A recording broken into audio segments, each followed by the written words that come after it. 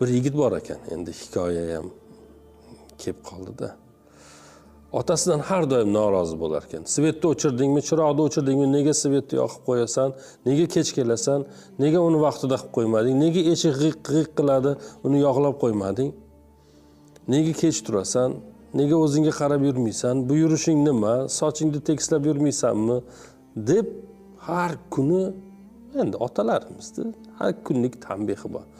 Bola aytar ekan, aralashaveradimi endi, katta yigit bo'lib qolgan bo'lsam, mo'ylovlarim sabz bo'lib qolgan bo'lsa, bo'yim cho'zilib qolgan bo'lsa, bir kuni ish qidirib savol javobga borish kerak bo'lib qolibdi. Ish beruvchilar bir ozgina suhbat qilib, otasiga aytib, ota suhbatga boryapman bugun. Nasib bo'lsa suhbatdan o'tsam ishga kiraman desa, otasi, mayli, suhbatga borasan, boshqa qilasanmi, to'g'ri borib to'g'ri kelgin. Besar yurmagin. Qo'lingdan kelgan ishni qilgin, kelmaganini qilmagin degan ma'noda yana bir qattiqroq ota bola aytib, shu bugun ham baqiradim ya. Shu bugun menga bir yaxshi gapirsa bo'lardi, duo qilsa bo'lardi, boshqa qilsa bo'lardi deb ichidan ranjib ishga boribdi.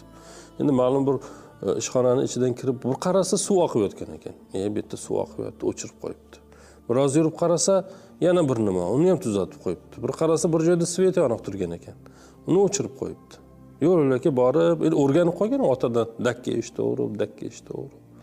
Keyin boyagi savol javob bo'ladigan xonaga kirib, suhbat bo'ladigan xonaga kirib, assalomu alaykum, men falonchiman, suhbatga keldim. Siz ishga olindingiz degan.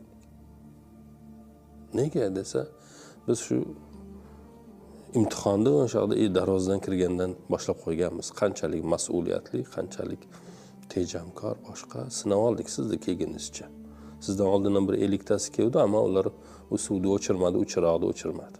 To'g'ri g'oddayib kirib keldi. Siz ularni o'chirib keldingiz.